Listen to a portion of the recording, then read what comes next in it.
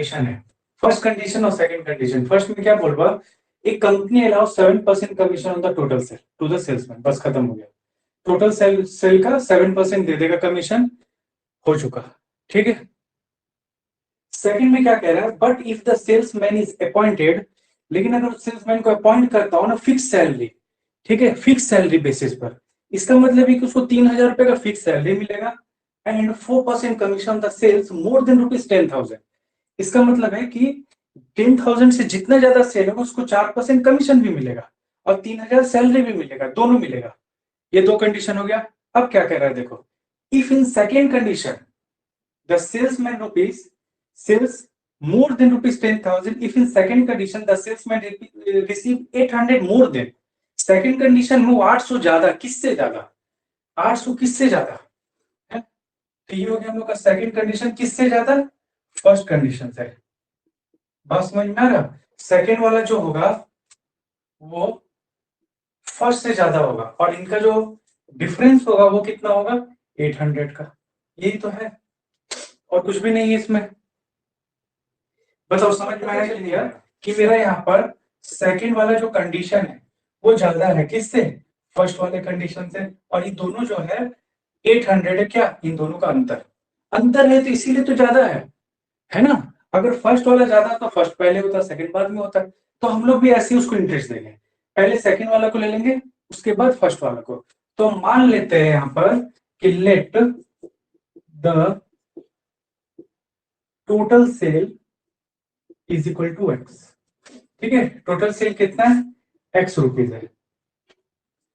तो यहां पहले सेकंड वाला देखो क्या कह रहा है, 3,000 रुपए फिक्स सैलरी है, ठीक है, ये 3,000 जो अमाउंट है ये फिक्स सैलरी, ये तो मिलेगा ही मिलेगा, in any how in condition मिलेगा, ठीक है। टोटल सेल एक्स है, ठीक है, एक्स अगर है तो 10,000 ज्यादा होने पर -10,000 कर दिए, कितना मिल रहा, तो तुम बोलोगे यहाँ पर कि 4% मिल रहा इंटू 4/100, ठीक है। एक तरफ ये हो गया, एक तरफ क्या होगा, टोटल सेल का सिर्फ 7% मीन्स 7x/100, और इन दोनों का जो अंतर है वो है 800। बताओ इसको बोलना है वही किए, ये सेकंड वाला कमीशन हो गया पूरा, ठीक है। ये वाला जो है मेरा ये फिर माइनस ये वाला मेरा, और इनका जो अंतर है वो है 800, जो बोले वही किए है और कुछ नहीं।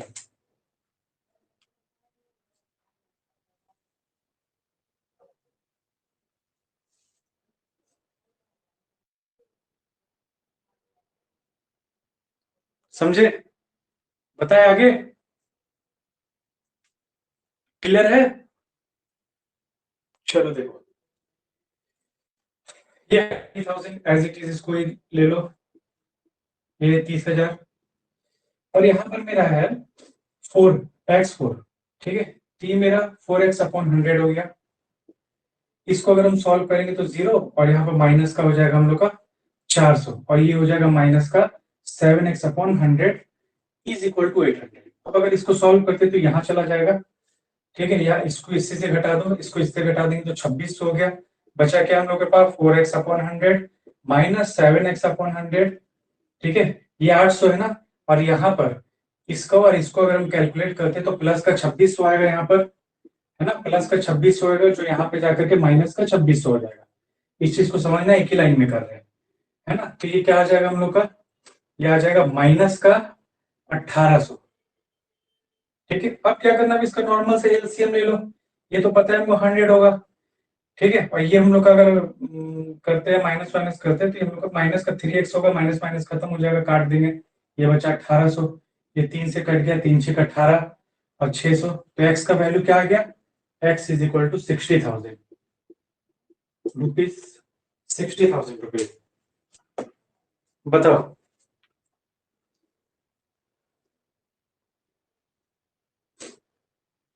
कैलकुलेशन समझ में आया कि नहीं आया, या ज्यादा स्पीड हो गया,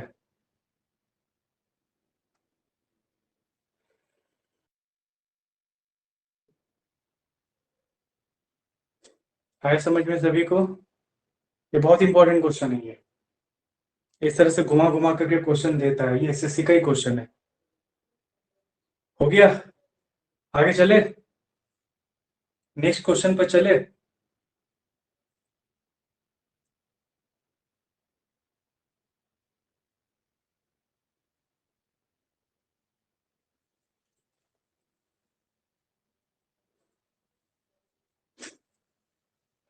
क्या लिखे, 3000 होगा सेकंड लाइन में, यहाँ बोल रहे हो क्या? अच्छा, इसको हम बताओ, 140 बाकी से नहीं बना। क्या दिक्कत हो रहा है? चलो देखो, क्वेश्चन समझना है तुम लोगों को, सबसे पहले इंपॉर्टेंट ये है, इस तरह का क्वेश्चन में बहुत डिफरेंट टाइप आता है, एक एक वर्ड से पूरा क्वेश्चन बदल जाता है, ठीक है? तो कौन कौन सा क्वेश्चन आता है उन सभी का एक एक टाइप हम लिए हुए हैं। क्या है, पहले क्वेश्चन को बहुत बारीकी से और अच्छे से पढ़ो, हड़बड़ी कुछ नहीं है। और mister Giridhar spends 50% of his monthly income on house hold. हम मान लेते हैं यहाँ पर कि टोटल जो है हम लोग का 100 यूनिट है, ठीक है? टोटल कितना है? 100 यूनिट है। इस 100 यूनिट का कितना? 50% ना। इस 100 यूनिट का 50% का खर्च होता है हाउस होल्ड में ना, हाउस होल्ड में, हाउस होल्ड आइटम में। बचा कितना? तो बचेगा फिर से 50% ही। क्योंकि ऐसा हम क्यों किए अलग अलग, इसीलिए किए क्योंकि ये बात साफ साफ बोल दिया है कि he spends 50% of his monthly income on house hold. 50% house hold पर खर्च कर रहा है, आइटम पर। आउट ऑफ द रिमेनिंग, तो 100 का 50% चल गया तो क्या बचा आउट ऑफ 50, है ना? और यही 50% है जो हम लोग का 50 यूनिट के बराबर है, ठीक है? फिर क्या कह रहा है, ही स्पेंड 50%, 50% ऑन ट्रांसपोर्ट। किसका? इसी का ही बात हो रहा है, ठीक है? इसी का ही बात हो रहा है, अब अलग से कुछ नहीं है। इसका 25% खर्च कर रहा है, किसमें? ट्रांसपोर्ट पे 25%। इसी का फिर 10% खर्च कर रहा है, 50% ना, ठीक है, सॉरी, 50% खर्च कर रहा ट्रांसपोर्ट पर, 25% खर्च कर रहा इंटरटेनमेंट पर, ठीक है? और इसी का ही 10% खर्च कर रहा है स्पोर्ट्स पर। बात समझे? अब बताओ, यहां तक किसी को भी कोई दिक्कत है?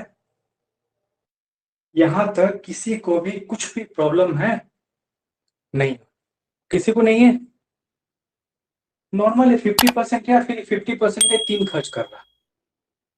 इस 50% का 50% ट्रांसपोर्ट में, 25% इंटरटेनमेंट पे और 10% जो है स्पोर्ट्स पे कर रहा है। तो अगर हम इन तीनों को जोड़ दे, अगर हम इन तीनों को जोड़ दे तो कितना? 50 2 70 80 85% हो गया। और ये क्या है? ये 900 क्या? 900 बोल रहा है बचा हुआ है। अब अगर ये 50 यूनिट है मेरा, मीन्स 50 है, 50 का 85%, 85 नहीं ले सकते क्योंकि ये बचा हुआ है। तो हमेशा परसेंट किस में निकलता है? Out of 100। ये भी तो 85 है ना, ये 100 में ही लेंगे 50 का, इस बात को समझना है। तो ये कितना बचेगा? 15%, ठीक है? और यही जो है 15% मेरा इक्वल होगा 900 के, है ना? 15 6 90, जीरो, जीरो से जीरो कट गया और ये चल जाएगा हम लोग का 5 दिन तक जीरो। तो एक यूनिट का वैल्यू क्या हो जाएगा? 120। अगर एक यूनिट का वैल्यू, अगर एक यूनिट का वैल्यू 120 है तो 100 यूनिट का वैल्यू कितना हो जाएगा? 12,000, है ना? रुपीज 12,000। आंसर क्या हो जाएगा? रुपीज 12,000। देखो एक बार इसको अच्छे से, कुछ भी ऐसा है जिसमें नहीं समझ में आ रहा तो बताओ हमको। मेन वर्ड टू वर्ड मिलाना है, हम बार बार बोल रहे, ठीक है? देखो, क्वेश्चन में कह रहा है कि mister Giridhar spends 50% of his monthly income. हम मान लेते हैं कि मंथली इनकम 100 यूनिट है, ठीक है? इस 100 यूनिट का 50% वो हाउस होल्ड पे खर्च कर दिया, खत्म हो गया हाउस होल्ड आइटम पर। बचा कितना? 50%, है ना? ये 50%, 50 यूनिट लिखो, एक ही बात है, बचा 50%। इस 50% का वो खर्च कर रहा है 50% ऑन ट्रांसपोर्ट। इसका 50% ऑन ट्रांसपोर्ट, इसी का 25% ऑन एंटरटेनमेंट, इसी का 10% ऑन स्पोर्ट्स, और टोटल जब हम ये लिए तो 85% हो रहा है। किसका? 50 का। और ये तो मेरा बचा हुआ है, ये जो है मेरा 900 रुपए लास्ट का बचा हुआ है। अब तुम जोड़ के देख लो, 50% हट गया। अब इस 50% का हम 15% लिए, क्यों? क्योंकि इसी 50% का 85% तो खर्च हो गया। लास्ट में अगर 900 बच रहा, लास्ट में अगर 900 बच रहा है, इसका मतलब ये है कि इस 50% का हम 85% खर्च कर दिए। अब परसेंट 100 पर होता है, तो 85% खर्च हो गया, 50 रुपए का तो बचा कितना? 15%। तो 15 इज इक्वल टू 900। यहां से हम एक यूनिट का वैल्यू निकाल दिए। मान लेते हैं हम कि टोटल मंथली इनकम कितना है? एक्स। मंथली इनकम टोटल कितना है? एक्स रुपया। ठीक है। अब क्या कह रहा है कि 50% ऑन हाउस होल्ड, 50% का काम खत्म हो गया। ठीक है, 50% हाउस होल्ड, 50 मतलब 1/2, दो में से एक खर्च कर दिया तो बचा क्या? तो यही ना बचा। दो में से एक अगर खर्च कर दिया तो बड़ा लिखते हैं, है ना? दो में से अगर एक खर्च कर देता है, हम लोग का यहाँ पर अगर दो में से एक खर्च कर देता है तो बच क्या रहा है? इसी का 1/2 बच जा रहा है हम लोग का। बात समझ रहे हो कि नहीं? हुँ? अब उसके बाद का लैंग्वेज देखो। 50 पर ही spend out of the remaining, remaining के बाद बोला ही स्पेंड 50% ऑन एंटरटेनमेंट, 50% उसने खर्च कर दिया इंटरटेनमेंट पे। 25%, 50% ट्रांसपोर्ट पे किया, 25% इंटरटेनमेंट पे किया, 10% स्पोर्ट्स में किया। टोटल अगर हम जोड़ते हैं तो ये मेरा आता है 85%। अब परसेंट कितना में होता है? 100 में। बचा कितना हम लोग का? 15%। इसका मतलब ये जो 900 हम लोग का आ रहा है, ये 15% है। ठीक है, इज इक्वल टू 900। अब यहाँ से कैलकुलेशन करो, 15 छक 90, 60 हो गया। और डायरेक्ट कैलकुलेशन करके यहाँ से निकाल तो एक्स इज इक्वल टू हो जाएगा हम लोग का, ये 6 दूनी 12,000। बताओ समझ में आया कि नहीं? Mister more spend 20% of his monthly income. मान लेते हैं 100 यूनिट है मंथली इनकम। ठीक है, अब इसका 20% वो खर्च कर रहा है फूड पर। ठीक है, फूड पर खर्च कर रहा है। और क्या कर रहा है? चिल्ड्रन एजुकेशन, चिल्ड्रन एजुकेशन पर खर्च कर रहा है। फूड पर कर रहा है 15-20% ना, फूड पर कर रहा है 20%, और चिल्ड्रन एजुकेशन पर कर रहा है 15%। फिर कह रहा है कि 40% ऑफ द रिमेनिंग, इसका मतलब ये हुआ कि मेन ये खर्च करता है वो, और बचता है उसका फिर यहाँ पर 65%। ठीक है, क्या बचता है? 65% उसका बचता है। अब इस 65% में 40% of the remaining, 40% of the remaining he spent on entertainment and transport. ठीक है, इंटरटेनमेंट एंड ट्रांसपोर्ट कितना खर्च कर रहा है? 40% कर रहा है। 30% ऑन मेडिकल, मेडिकल पे कितना कर रहा है? 30% कर रहा है। और है नहीं, 40 और 30, 70% खर्च किया। किसका? इस 65 यूनिट का, इस 65 यूनिट का, यूनिट पे करते, ठीक है, यूनिट पे है ना तो यूनिट ही लिखते हैं। इस 65 यूनिट का 40 और 30, 70% तो खर्च हो गया, बचा क्या? 30%, है ना? 30% और 30% का फ्रैक्शन क्या होता है? 3/10 इंटू 3/10 इज इक्वल टू किसके इक्वल होगा? 8775 के, 8775। ठीक है, इसको काट दो, 3 से कट जाएगा ये, 3 दूनी 6, 3 9 27, 3 दूनी 6, 3 5 15, 65 से कटेगा।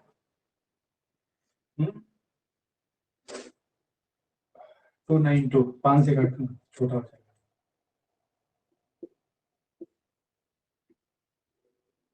26 3, 26 65, 13 5, 5 से काटेंगे तो 5 चौके 20, 45। एक यूनिट का वैल्यू आया 450 के बराबर। ठीक है, तो 100 यूनिट का क्या आएगा? 100 इंटू 450, 45,000। समझने की कोशिश करना। जैसे मान लो कि हमारे पास 10 रुपए है। कितने? 10 रुपए। इस 10 रुपए में से 7 रुपए हम खर्च करते हैं चॉकलेट पे। ठीक है, और इसी 10 रुपए में पेन ले लेते, ठीक है, 7 रुपए का चॉकलेट और 3 रुपए का पेन। अब हम तुमको ये बोले कि ये जो चॉकलेट है ना, ये 7 रुपए का ना लेकर के 7.5 रुपए का ले लीजिए, ठीक है, 7 रुपए का ना लेकर के 7.5 रुपए का ले लिए।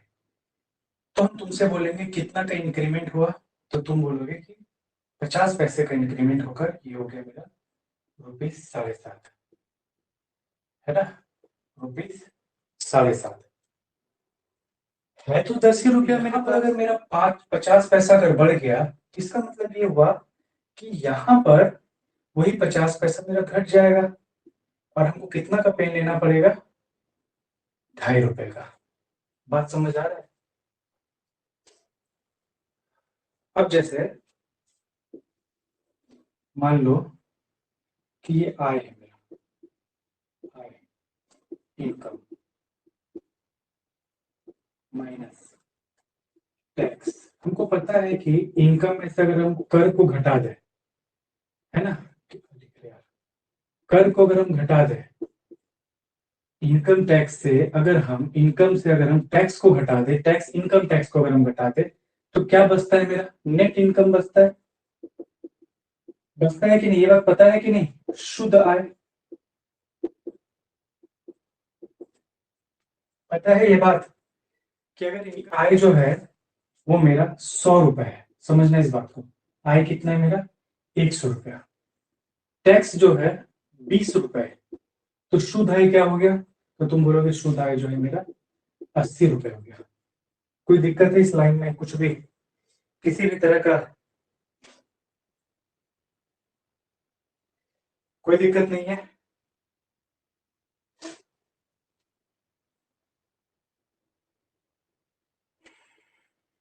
अब जैसे मान लेते हैं कि आय जो है हम फिर से 100 रुपए लिए, तो क्या हम बोले कि अमाउंट इनकम मेरा, इस बार जो इनकम जो था ना, जो हम लोग का इनकम जो था, टैक्स जो था, इस टैक्स को हम 5 रुपया बढ़ा दिए और 25 रुपए कर दिए। तो ऐसा करने का इफेक्ट ये पड़ा कि मेरा जो शुद्ध आय था वो 75 हो गया और ये जो है 5 से घट गया। देखो इस बात को, क्या है अंतर वो हम लोग का यहाँ पर, पहले एक लाइन और कर लेते फिर बता। जैसे हम लोग अगर इसको परसेंटेज में कैलकुलेट करें, तो ये है हम लोग का 5 कितना में, 20 में, इंटू का 100, तो 5 से कटा 4, 4 से ये कटा 25, तो यहाँ से समझ में आया कि 25% का इंक्रीमेंट हुआ, ठीक है। यहाँ देखो, इसका हम कैलकुलेशन करें तो 5 माइनस में है, डिवाइडेड बाय 80 इंटू का 100, तो ये हम लोग का हो जाएगा 16, 16 × 80, है ना, और ये हो जाएगा हम लोग का 4 25, इसका मतलब हो जाएगा 61/4%, 61/4%। इसमें क्या तुमको फर्क दिख रहा है, इसमें तुमको फर्क क्या दिख रहा है ये बताओ। अभी टोटल इस पूरे डाटा में हमको तुम फर्क बताओ क्या दिख रहा है, इसी से समझ में आएगा तुमको।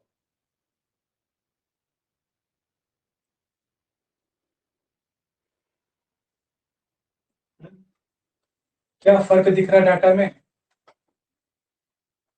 देखो फर्क इसमें ये दिख रहा कि पहला इनकम जो है मेरा वो कांस्टेंट रहेगा, यहाँ पर कांस्टेंट रहेगा, ठीक है। ये दिखा पहले भी 100 रुपया था, बाद में भी 100 रुपया रहा, समझना इस बात को। उसके बाद दूसरा इसमें ये दिखेगा कि टैक्स हम लोग जो है, पहले हम लोग 20 रखे थे, पहले हम लोग 20 रखे टैक्स, और टैक्स में हम लोग जब 5 रुपए का इंक्रीमेंट किए तो ये 25 हुआ, ठीक है। जितना हम इंक्रीमेंट किए उतना ही जो है इसका शुद्ध आय घटा। अगर हम यहाँ बढ़ाए, अगर हम यहाँ बढ़ाए तो यहाँ घटा, है कि नहीं, जितना हम यहाँ बढ़ाए उतना यहाँ घटा मेरा, लेकिन इसका जो परसेंटेज था वो इक्वल नहीं हुआ, दिख रहा है, परसेंटेज इक्वल नहीं हुआ, है ना। क्यों इक्वल नहीं हुआ परसेंटेज, है क्यों इक्वल नहीं हुआ, क्या रीजन था जिसके कारण परसेंटेज इक्वल नहीं हो पाया, इसलिए क्योंकि दोनों का जो शुद्ध आय था वो अलग अलग रहा। बात समझ में आ रहा है, तो परसेंटेज का डिफरेंट होने से कोई फर्क नहीं पड़ता, हम लोगों का जो परसेंटेज चेंज है ना अमाउंट का, वो इक्वल होगा। ठीक है, इस लाइन को लिख लो, amount of change in tax is equal to amount of change in net income. ठीक है, ये इक्वल रहेगा। इस बात का ये मतलब बिल्कुल भी नहीं है कि मेरा परसेंटेज भी इक्वल, परसेंटेज अलग अलग हो सकता है। क्या रीजन था, हम लोग का यहाँ पर जो टैक्स हम लोग बढ़ाए, जितना टैक्स बढ़ाए तो इनकम घट गया। ठीक है, हम लोग का टैक्स सेम रहा, इनकम जो घटा बढ़ा वो भी सेम रहा, है ना, अमाउंट जो था दोनों का सेम रहा, अंतर कहाँ पड़ा, परसेंटेज में।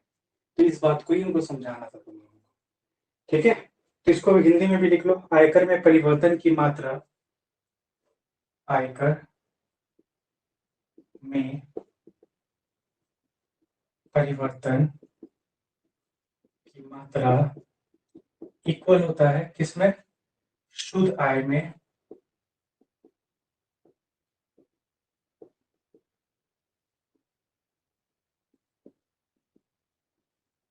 परिवर्तन की मात्रा से। बताओ क्लियर है कि नहीं है, पहले ये बताओ हमको, जितना भी हम बताए हैं वो समझ में आया कि नहीं आया।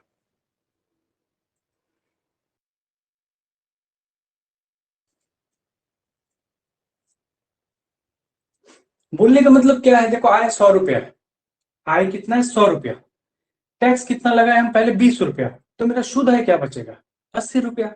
सेकंड में हम क्या किए कि आय तो हम लोग का 100 रुपया रहा, लेकिन इनकम को 5 रुपए से बढ़ा दिए, तो टैक्स 25 रुपया हो गया। अगर हम टैक्स को 5 रुपए से बढ़ाए, है ना, अगर हम टैक्स को 5 रुपए से बढ़ा रहे हैं तो इनकम मेरा 5 रुपए से घट गया। तो यहाँ पे हमको दो चीज दिखा कि मेरा आय भी इक्वल है, ठीक है, आय भी मेरा इक्वल है, और जो टैक्स में जो घट रहा और बढ़ रहा अमाउंट जो चेंज हो रहा है वो भी इक्वल है। चेंज क्या हो गया इसमें, परसेंटेज, जिसका कोई इफेक्ट नहीं पड़ेगा। ठीक है, अमाउंट चेंज और आय में परिवर्तन की मात्रा और शुद्ध आय में परिवर्तन की मात्रा दोनों इक्वल रहेगा, इस पे परसेंटेज अलग अलग होने से कोई फर्क नहीं पड़ता। क्यों, क्योंकि हम लोग का यहाँ पर जो माइनस करके जो नेट इनकम आ रहा वो अलग अलग आ रहा। बात समझ में आया हिमानी?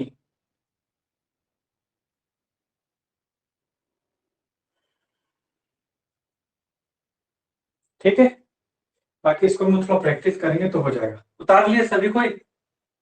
हम्म,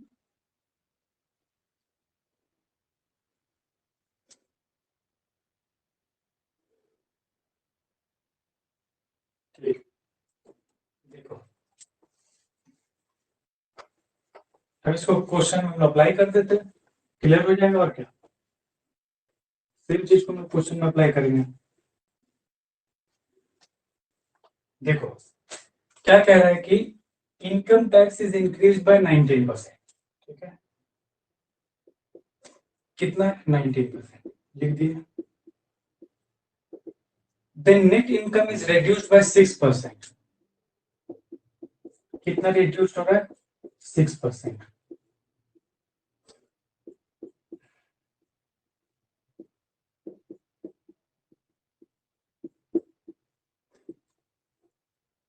देखो इसको समझ में आया कि नहीं आया बताओ। अगर हम स्टार्टिंग में डायरेक्ट ऐसे लिख देते, बोल देते शॉर्ट हो गया, बन गया, ऐसे ही बना देना एग्जाम में, ऐसा क्यों हुआ, ये रीजन अभी तक हम तुम लोग को डिफाइन किए, इतना देर जो बोले है ना, रीजन इसका डिफाइन किए। देखो दोनों का परसेंट अलग है, दोनों का परसेंट अलग है, अगर परसेंट अलग है तो टैक्स का तुम जितना परसेंट ले रहे हो, ठीक उतना ही परसेंट वहां भी इंक्रीज डिक्रीज हो रहा है। जितना इफेक्ट यहां पड़ेगा सेम इफेक्ट वहां पड़ेगा, और दोनों को हम इक्वल करती है।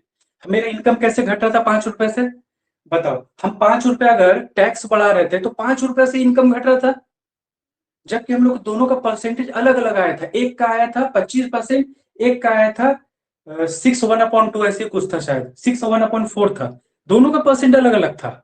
यहाँ भी दोनों का परसेंट अलग अलग है। क्या बोल रहा है, tax is increase bye 90%, tax को 19% से बढ़ा दिया गया तो इनकम 6% से घट गया।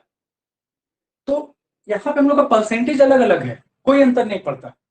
तो इसी चीज का हम तुमको थ्योरी पूरा बताया कि परसेंटेज चेंज अगर अभी तुम लोग को क्या होता नहीं बताते तो बोलते 19% 6% टैक्स में बढ़ा है, 19 रुपए टैक्स में इंक्रीज हुआ, 5 रुपए टैक्स में बढ़ा है, 5 रुपए वहां घट गया, है ना। तो 19% वहां घटा है। लेकिन चूंकि जो परसेंट है ना, अगर मान लेते कि टैक्स 5 रुपया है तो वहां भी 5 ही घटता, बस उसका परसेंटेज अलग अलग हो गया है उसका नेट इनकम की वजह से। क्लियर है कि नहीं है बताओ। ये कॉन्सेप्ट बहुत इंपॉर्टेंट है, ये ग्रॉस इनकम पर निकलता है, कभी भी नेट इनकम पे नहीं निकलता है। नेट इनकम टैक्स घटाने के बाद ही आता है, इस बात को ध्यान रखना है।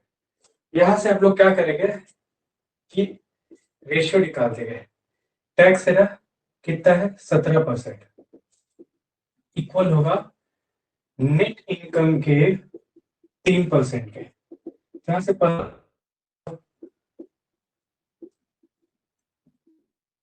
हो जाएगा 170। यहाँ से क्या समझ में आया, टैक्स 3 रुपए, नेट इनकम 17 रुपया, ठीक है। लिखते 3 रुपया और है कितना है, नेट इनकम है तुम्हारा 17 रुपया। इसका मतलब है कि ये माइनस को होगा इनकम में से, है ना। तो इनकम कितना हो जाएगा मेरा 20, 20 रुपए में से टैक्स घटाए 3 रुपया, तभी तो नेट इनकम हुआ ना। तो टैक्स से 3 रुपया, 3 पे 20 रुपया, तो 100 पे कितना, काट कुट दो इसको। 15% सॉल्ट, एक सॉल्यूशन सॉल्ट वाटर का, समझे, पानी का और सॉल्ट का, वाटर और सॉल्ट का एक मिश्रण है, जिसमें सॉल्ट बोल रहा है 5%। ऐसे समझो, ये सॉल्ट है, ये मेरा वाटर है, ठीक है। सॉल्ट 5% है, तो 5% का अगर हम फ्रैक्शन निकालेंगे तो क्या हो जाएगा 1/20, है ना। तो 20 में एक क्या है, तुम बोलोगे 20 में एक सॉल्ट है, तो बचा 19, 19 वाटर हो गया। कोई कंफ्यूजन है इसमें, इस लाइन में किसी भी तरह का कंफ्यूजन है तो बोलो।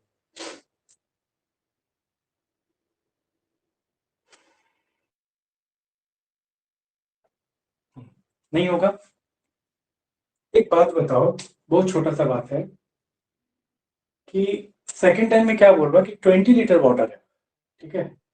वाटर इवेपोरेटेड मीन्स अगर हम नमक और पानी को मिलाए, ठीक है, और इसको वॉश भी करें, जो प्रोसेस होता है उसको रखें और वॉश को बनाकर निकाल, तो क्या जाएगा, पानी जाएगा या सॉल्ट जाएगा। तो तुम्हारा जवाब होगा कि वाटर जो होता है वो इवेपोरेट होता है, सॉल्ट जो होगा वो नीचे बैठ जाएगा, सॉल्ट वही रहेगा। तो क्वेश्चन में ये कह रहा है कि 20 लीटर में वाटर जो इवेपोरेट किया तो सॉल्ट जो है 15% बच रहा। और याद रखना यहाँ पर मेरा वाटर चेंज हो सकता है, ध्यान से वर्ड सुनना, वाटर चेंज हो सकता है, सॉल्ट कभी चेंज नहीं होगा। अगर सॉल्ट चेंज हो रहा है तो उसको हमको इक्वल करना होगा, और यही से मेरा आंसर आएगा। बात समझे, क्या कह रहा है देखो, सॉल्ट 15%, तो 15% है, 15% का फ्रैक्शन अगर हम लेते हैं तो क्या बनेगा, 3/20 तो बनेगा ना। 3/20, 3/20 का मतलब क्या हो गया कि 3 सॉल्ट है ना, तो 17 वाटर है। होगा कि नहीं होगा बताओ ऐसा। या फिर हम उसको डायरेक्ट ऐसे भी लिख सकते थे कि ये 15% और ये 85% है, तो इनको हम काट दिए ऐसे, तो 3 हो गया और 17 हो गया, ऐसे भी कर सकते थे। लेकिन फ्रैक्शन मेथड सबसे बेस्ट होता है, हमको हमेशा फ्रैक्शन मेथड ही अप्लाई करना है, ताकि हम लोग का प्रैक्टिस हो सके अच्छा से, कोई दिक्कत नहीं होगा। अब देखो, यहाँ पर मेरा सॉल्ट 3 है, यहाँ पे मेरा वाटर 17 है। हम तुम लोग को अभी बताया कि वाटर चेंज हो सकता है, सॉल्ट चेंज नहीं होगा, क्योंकि वाटर को इवेपोरेट कर रहा है, तो इवेपोरेट करेगा तो उड़ेगा, लेकिन उन लोग का जो सॉल्ट होता है ना, उसमें चेंज नहीं आएगा, सॉल्ट वही रहेगा। तो यहाँ 3 है तो इसको भी 3 करो, यहाँ अगर 3 से मल्टीप्लाई किया तो यहाँ भी 3 से मल्टीप्लाई करो, तो ये कितना आ जाएगा 3, ये हो जाएगा 57। समझ में आया। अब अगर ऐसा है, अब समझना मेरे बात को कि तू 57 से 70 कितना इवोपरेट हो रहा है, 40 यूनिट का, और ये 40 यूनिट इंडिकेट कर रहा है कितना को, 20 को। तो 1 यूनिट करेगा 20/40, 1/2, 1/2। अभी बना नहीं है, खाली इतना देखो, खाली इतना सा बात को देखो।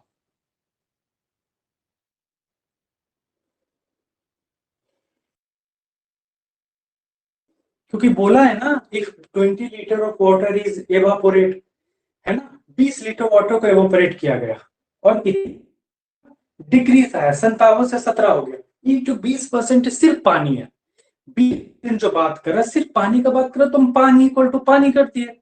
यहाँ पे मेरे पास यूनिट में था वैल्यू और वहां टोटल लीटर में था। बात समझ में आ रहा, वहां टोटल में लीटर में था। 1/2 लीटर कर दो इसको, 1/2 लीटर कर दो इसको, है ना। तो 57 लीटर से घटकर या 57 यूनिट से घटकर 17 यूनिट, कितना घटा, 40 यूनिट। और 40 यूनिट है तो पानी टोटल है 20 लीटर, तो 40 यूनिट 20 लीटर पानी के बराबर हो गया, है ना। 40 यूनिट 20 लीटर पानी के बराबर हो गया, तो 1 यूनिट आधा लीटर पानी के। देखो इसको, बताओ कोई दिक्कत है इसमें, जरूर नहीं होगा। देखो जो लास्ट इसका हम लोग को बनाना है वो क्या है, सॉल्ट है और वाटर है। ये हम लोग का फिनिशिंग पॉइंट है, मेन चीज हम लोग का ये है, सॉल्ट और वाटर। अब हम इसको जोड़ दिए, सॉल्ट को भी जोड़े, वाटर को भी जोड़े, दोनों को जोड़कर 60 आया, 60 आया। तो 60 टोटल में वो क्या यूनिट है, और हर यूनिट में आधा लीटर है, तो टोटल मिश्रण कितना हो जाएगा मेरा, 30 लीटर। तो आज के लिए इतना ही, इतना थोड़ा सा प्रैक्टिस कर लो, क्योंकि आज थोड़ा सा अलग अलग मेथड हम लोग पढ़े हैं। कहीं दिक्कत होता है तो इसको कल से फिर एक बार और रिवाइज कर देंगे, ठीक है।